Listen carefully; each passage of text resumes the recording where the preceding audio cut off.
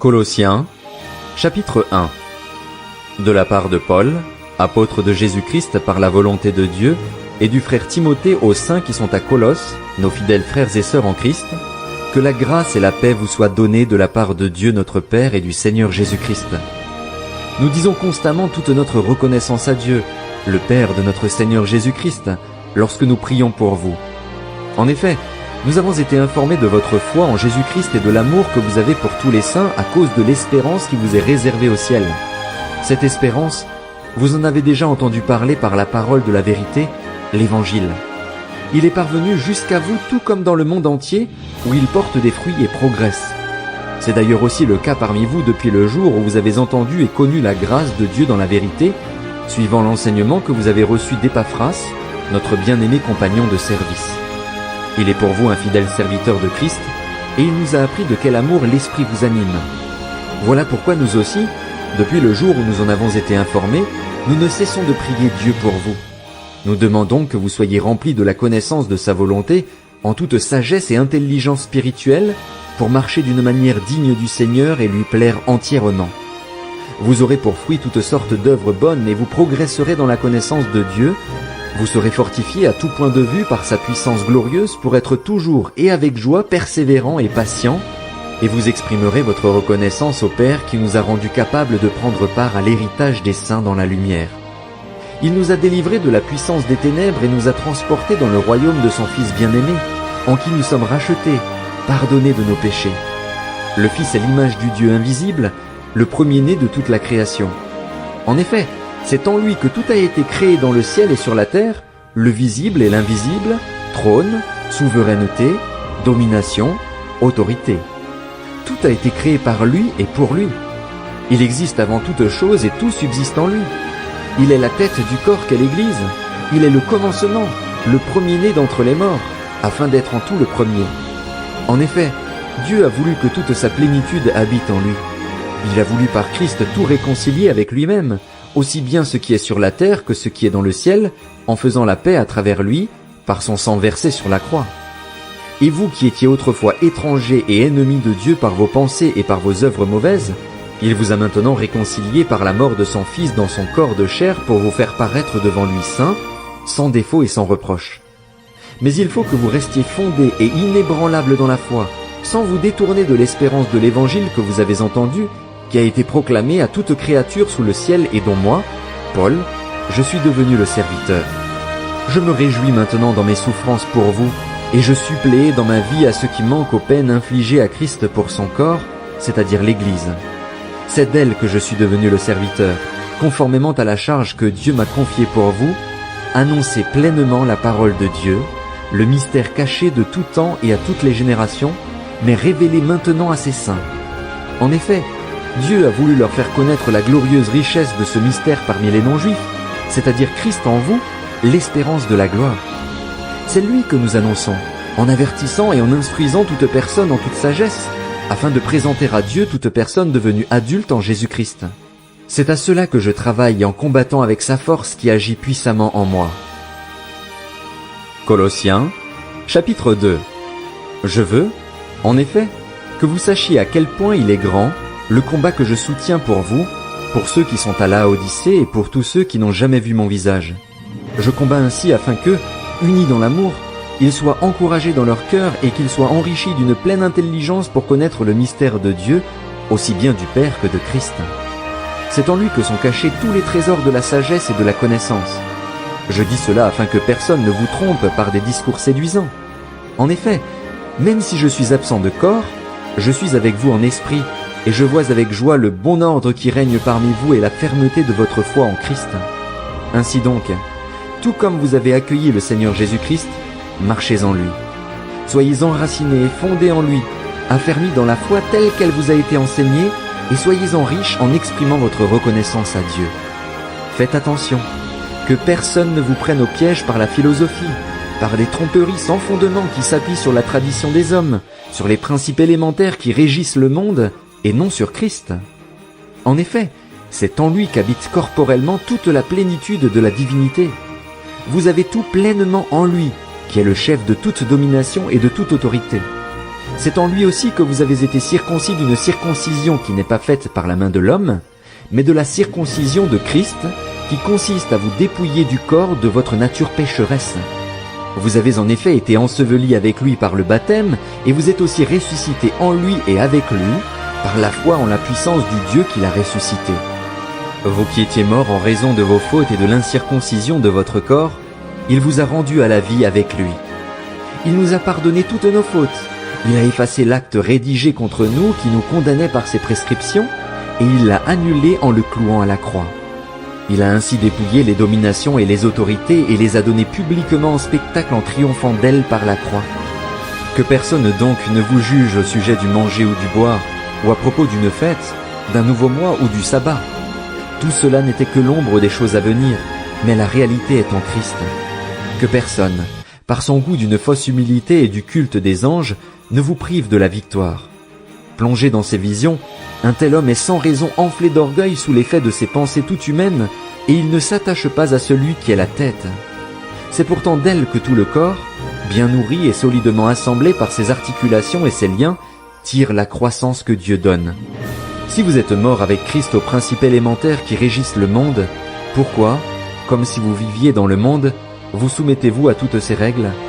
Ne prends pas, ne goûte pas, ne touche pas. Elles ne concernent que des choses destinées à disparaître dès qu'on en fait usage. Il s'agit bien là de commandements et d'enseignements humains. Ils ont, en vérité, une apparence de sagesse, car ils indiquent un culte volontaire, de l'humilité et le mépris du corps, mais ils sont sans aucune valeur et ne servent qu'à la satisfaction personnelle. Colossiens, chapitre 3. Si donc vous êtes ressuscités avec Christ, recherchez les choses d'en haut, où Christ est assis à la droite de Dieu. Attachez-vous aux réalités d'en haut, et non à celles qui sont sur la terre. En effet, vous avez connu la mort et votre vie est cachée avec Christ en Dieu. Quand Christ, notre vie, apparaîtra, alors vous apparaîtrez aussi avec lui dans la gloire. Faites donc mourir en vous ce qui est terrestre, l'immoralité sexuelle, l'impureté, les passions, les mauvais désirs et la soif de posséder, qui est une idolâtrie. C'est à cause de cela que la colère de Dieu vient sur les hommes rebelles. Vous aussi autrefois, lorsque vous viviez parmi eux, vous marchiez dans ces péchés. Mais maintenant, renoncez à tout cela, à la colère, à la fureur, à la méchanceté, à la calomnie, aux grossièretés qui pourraient sortir de votre bouche. Ne vous mentez pas les uns aux autres, car vous vous êtes dépouillés du vieil homme et de ses manières d'agir, vous avez revêtu l'homme nouveau qui se renouvelle pour parvenir à la vraie connaissance, conformément à l'image de celui qui l'a créé. Il n'y a plus ni juif ni non-juif, ni circoncis ni incirconcis, ni étranger, ni sauvage, ni esclave ni homme libre, mais Christ est tout et en tous. Ainsi donc, en tant qu'être choisi par Dieu, saint et bien-aimé, revêtez-vous de sentiments de compassion, de bonté, d'humilité, de douceur, de patience. Supportez-vous les uns les autres et, si l'un de vous a une raison de se plaindre d'un autre, pardonnez-vous réciproquement. Tout comme Christ vous a pardonné, pardonnez-vous aussi. Mais par-dessus tout cela, revêtez-vous de l'amour, qui est le lien de la perfection. Que la paix de Christ, à laquelle vous avez été appelés pour former un seul corps, règne dans votre cœur.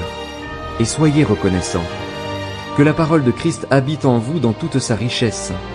Instruisez-vous et avertissez-vous les uns les autres en toute sagesse par des psaumes, par des hymnes, par des cantiques spirituels, chantez pour le Seigneur de tout votre cœur sous l'inspiration de la grâce. Et quoi que vous fassiez, en parole ou en acte, faites tout au nom du Seigneur Jésus en exprimant par lui votre reconnaissance à Dieu le Père. Femmes, soumettez-vous à votre mari comme il convient dans le Seigneur. Marie, aimez votre femme et ne vous aigrissez pas contre elle. Enfants, obéissez en tout à vos parents, car cela est agréable au Seigneur. Père, n'exaspérez pas vos enfants, de peur qu'ils ne se découragent. Esclaves, obéissez en tout à vos maîtres terrestres, et pas seulement sous leurs yeux, comme le feraient des êtres désireux de plaire aux hommes, mais avec sincérité de cœur, dans la crainte de Dieu. Tout ce que vous faites, faites-le de tout votre cœur, comme pour le Seigneur et non pour des hommes, sachant que vous recevrez du Seigneur un héritage pour récompense. En effet, le Seigneur que vous servez, c'est Christ. Mais celui qui agit injustement recevra le salaire de son injustice, et il n'y a pas de favoritisme. Colossiens, Chapitre 4. Maîtres, accordez à vos esclaves ce qui est juste et équitable, sachant que vous aussi vous avez un maître dans le ciel. Persévérez dans la prière, veillez-y dans une attitude de reconnaissance. Priez en même temps pour nous, que Dieu nous ouvre une porte pour la parole afin que je puisse annoncer le mystère de Christ, à cause duquel je suis emprisonné, et que je le fasse connaître de la façon dont je dois en parler. Conduisez-vous avec sagesse envers les gens de l'extérieur et rachetez le temps. Que votre parole soit toujours pleine de grâce et assaisonnée de sel, afin que vous sachiez comment il faut répondre à chacun. Tychik, qui est notre frère bien-aimé, un serviteur fidèle et mon compagnon de service dans le Seigneur, vous informera de tout ce qui me concerne. Je vous l'envoie exprès pour qu'il prenne de vos nouvelles et réconforte votre cœur. Je l'envoie avec Onésime, le fidèle et bien-aimé frère qui est l'un des vôtres. Ils vous informeront de tout ce qui se passe ici. Aristarque, mon compagnon de détention, vous salue, ainsi que Marc, le cousin de Barnabas, au sujet duquel vous avez reçu des instructions. S'il vient chez vous, faites-lui bon accueil.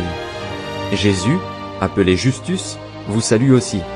Ils sont parmi les circoncis les seuls qui travaillent avec moi pour le royaume de Dieu et ils ont été un grand encouragement pour moi. Épaphras, qui est l'un des vôtres, vous salue. Serviteur de Jésus-Christ, il ne cesse de combattre pour vous dans ses prières afin que vous teniez bon, comme des hommes mûrs, pleinement disposés à faire toute la volonté de Dieu. Je lui rends en effet ce témoignage, il se dépense sans compter pour vous, pour ceux de Laodicée et pour ceux de Hiérapolis. Luc, le médecin bien-aimé, vous salue, ainsi que Démas. Saluez les frères et sœurs qui sont à Laodicée, ainsi que Nymphas et l'église qui est dans sa maison. Lorsque cette lettre aura été lue chez vous, faites en sorte qu'elle soit aussi lue dans l'église des Laodicéens. Lisez à votre tour celle qui vous arrivera de Laodicée. Dites à Archippe, veille sur le service que tu as reçu dans le Seigneur afin de bien l'accomplir. Je vous salue, moi Paul, de ma propre main. Souvenez-vous de ma condition de prisonnier. Que la grâce soit avec vous. 1 Thessaloniciens, chapitre 1. De la part de Paul, Sylvain et Timothée à l'église des Thessaloniciens qui est en Dieu le Père et dans le Seigneur Jésus-Christ, que la grâce et la paix vous soient données de la part de Dieu notre Père et du Seigneur Jésus-Christ. Nous disons constamment à Dieu toute notre reconnaissance pour vous tous en faisant mention de vous dans nos prières. Nous nous rappelons sans cesse l'œuvre de votre foi, le travail de votre amour et la fermeté de votre espérance en notre Seigneur Jésus-Christ devant Dieu notre Père. Nous savons, frères et sœurs aimés de Dieu, qu'il vous a choisis parce que notre évangile ne vous a pas été prêché en parole seulement, mais avec puissance, avec l'Esprit Saint et avec une pleine conviction. Vous savez en effet comment nous nous sommes comportés parmi vous à cause de vous. Vous-même, vous êtes devenus nos imitateurs et ceux du Seigneur en accueillant la parole au milieu de grandes difficultés avec la joie du Saint-Esprit. Ainsi, vous êtes devenus un modèle pour tous les croyants de la Macédoine et de l'Achaïe. En effet, non seulement la parole du Seigneur a retenti depuis chez vous en Macédoine et en Achaïe, mais c'est aussi partout que votre foi en Dieu s'est fait connaître, de sorte que nous n'avons pas besoin d'en parler.